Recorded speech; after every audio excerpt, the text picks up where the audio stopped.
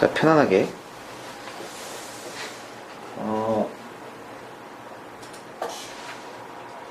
주제 제목 편에서는 뭐 다른 뭐 얘기를 많이 했죠. 키워드라든지 뭐 핵심이 되는 문장을 찾아가지고 보기 선택지와 비교를 해야 한다. 뭐 많은 얘기를 했는데 그 내용들은 뭐 교재 세븐 매직 모멘트에 다 있기 때문에 이번에는 한번 학생들이 어떤 점에서 좀 힘들어하고 흔들릴 수 있을까. 그 중에 하나가 어휘예요. 뭐 주제 제목뿐만 아니라 전반적인 수능 영어 2017년에도 어휘가 영향을 줄 거라 생각해요. 그러면 예를 들어서 이것은 2011학년도 수능 41번 문제였어요. 근데 이제 그때 on edge라고 하는 수거가 등장을 합니다. 근데 on edge를 알면은 당연히 답을 찾는 데는 결정적이겠죠. 근데 모르는 단어가 나온다고 해서 이걸 가지고 좌절할 필요는 없죠? 네, 그 주위에 있는 반드시 패러프레이징, 연관 어휘를 주기 때문에 거기서 답을 찾으세요. 쫄지 말라는 얘기지. 중간에 들어갈 수 있지만 보편적으로 문투, 문장 맨 앞에 쪽에 많이 위치를 해서 학생들을 흔듭니다. 그러면은 여기에서 보면은 그 on edge하고 같은 단어가 바로 밑에 보면은 그 nerve라는 단어를 주거든요. nerve. 그죠? nerve를 주고 바로 밑에 nerve를 주고 그 다음에 anxiety를 줍니다. anxiety. 그죠? 그러면은 on edge나 nerve나 anxiety 같은 단어입니다. 그러면은 on edge가 nervous입니다. 이렇게 nerve나 anxiety 다 불안하고 한 거죠? 다 nervous로 통하는 겁니다. 그죠? 그 다음에 remember라든지 recall 이건 다 뭐 관련돼 있어? 메모리와 관련돼 있어. 근데 그 밑에 두 번째 보면 the effect was clear due to the social anxiety. 근데 effect라는 부분도 그대로 뭐 넣어주잖아요? 그죠? 이게 모르는 단어가 나왔다고 해서 쫄지 말고 관련된 이 키워드들, 연관된 키워드들을 다른 데서 찾아가지고 답을 찾으면 됩니다. 그죠? 크게 쫄 필요는 없죠? 그 다음이 그 패러프레이징. 근데 패러프레이징에 대해서 정확히 모르는 학생들이 대부분 많습니다. 이것도 모르고 고독점을 만든다는 것은 굉장히 불가능해요. 단어 바꿔 쓰지 않습니까? 단어 바꿔 쓰기. 그죠? 야보다 더 센 게 이제 빈칸 넣기 가서는 rewriting. 문장을 바꿔 써버리는 거죠. 한 단계 더 높습니다. 그게 이제 2017년 6월 모의고사에 나왔던 이제 그 제목 문제잖아요. 제목 문제. 제목 문제에서 보면은 이걸 학생들이 굉장히 어려워했어요. 왜 어려워했냐면은 이 선택지에서 그 각기 같이 갈 수 있는 부분들이 없었거든요. 그죠? 근데 물론 뭐 그때 주제 제목편에서 얘기를 했지만은 문맥적인 부분을 일단은 잘 생각을 해야 돼요. 그죠? 맨 처음에 보면은 당연히 컴페리터스들은 공존할 수가 없잖아요. 코굿이 살 수 없어요. 근데 얘 타고 문장을 역접을 줘서 문장을 바꿔버리죠? 그러면 뭐 코굿이 살 수 있다고 합니다. 그죠? 코굿이 살 수 있다고 해줘요. 그죠? 그러면은 이것이 살 수 있다는 얘기는 다른 말로 하면 컴패니언이에요. 컴페리러가 아니라. 그죠? 컴페리러가 아니라 컴패니언이에요. 컴패니언. 그죠? 그 단어만 만약에 찾았어도 답은 굉장히 쉽게 찾을 수 있을 겁니다. 그죠? 컴페리러스가 아니니까 컴패니언이다. 그죠? 컴패니언이 그래서 선택도 5번에 나오는 거죠? 네, 이렇게. 그죠? 여기만 잡아줬어도 답을 찾는 데는 상당히 유리했을 겁니다. 그리고 나머지 프라블럼 같은 데 있어서 이런 프라블럼이 plan for ecologist 이 생태학자들한테 어떤 문제였다는 것을 이렇게 혼동시킨다고 이렇게 confuse라는 단어로 이렇게 패러프레이즈 시킨 거죠. 네, 이런 것도 굉장히 어려웠잖아요, 그 당시 6월달에. 이 정도 수준이 안 나오리라고는 볼 수 없죠. 나올 수가 있어요.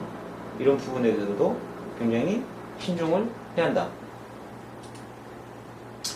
그런데 이제 지문보다는 본문보다는 선택지 부분에 대해서 조심을 해야 한다.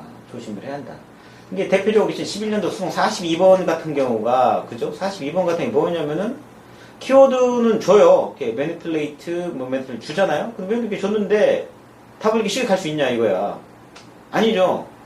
전반부 키워드는 주는데 후반부 설명하는 부분을 틀리게 만들어 버린다는 거죠. 그죠? 매니플레이션 맞는데 줬어요. manipulate the receiver를 해야 하는데 시그널러라는 거잖아요. 시그널러가 틀렸다는 거잖아요. 그죠? 그래서 중립적인 의견으로 답을 주는 것을 수능은 굉장히 좋아해요. 수능 영어는. 그죠? 애널 메시지가 not what they seem 보이는 것이 아니라고 이렇게 중립적 의견을 잘 주는 것을 답으로 많이 합니다. 그죠? 또 하나는 의문문으로 해서 제목의 문제의 답을 만드는 경우도 있죠. 그것은 뭐 전에 소개를 했어요. 그죠? 다시 한번 복습하면 될 것 같고, 즉 문제를 풀 때 너무 쉽다고 생각하고 막 쉽게 접근하지 말아라. 조금 더 신중하니 좀 따져서 답을 찾는 습관을 들여야 수능 볼 때 대박이 짝팟이 터질 수 있습니다. 그죠? 짝팟이 터지기 때문에 조금 더 신중하니 했던 거 가지고 하면은 충분히 좋은 실력을 발휘할 거라고 생각을 합니다.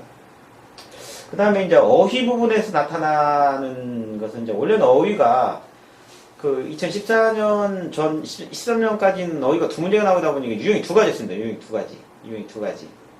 그렇죠. 하나는 1번에서 5번 5개 중에 하나 틀린 걸 고르는 거고, 지금 이제 많이 나오는 거죠. A, B, C 줘가지고 둘 중에 하나 고르는 거. 이렇게 나오는데 유형을 바꿀 수도 있다. 그죠? 네. 국제 2탄에서 해놓은 건데 유형을 바꿀 수도 있다. 이렇게 1번에서 5번 틀린 것 중에 하나를 골라라. 이게 2014년도 어휘 문제에서는 이렇게 나왔는데 굉장히 어려웠죠. 굉장히 어려웠습니다. 어려웠고, 이렇게 반드시 어려운 어휘를, 에듀테이션 어휘를 놓아주면은 애들은 혼란에 빠진다는 거죠. 이게 답일까 아닐까. 어휘를 모르니까.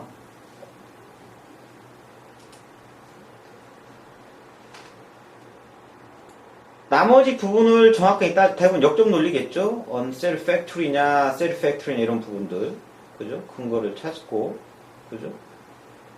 teachable이냐, 뭐, unteachable이냐 이런 부분들. 그죠? 근데 단어를 모른다고 해서 쫄 필요가 없어요. 나머지가 맞는다고 보면은 주의 문맥을 따지면 되죠. patience가 patient인데, 여기에서 근거를 했더니 여기는 patience가 들어가야 맞거든요. agitation의 뜻을 모른다고 해서 이게 답이 아닐 거라고 제껴오지 말라는 얘기죠.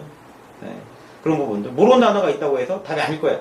이런 생각 하지 말라는 겁니다. 나머지 열심히 따지시고, 근거 분명히 좀 이상하다. 나머지 맞는데, 그러면 이게 답이 될 수 있다는 거죠. 그죠?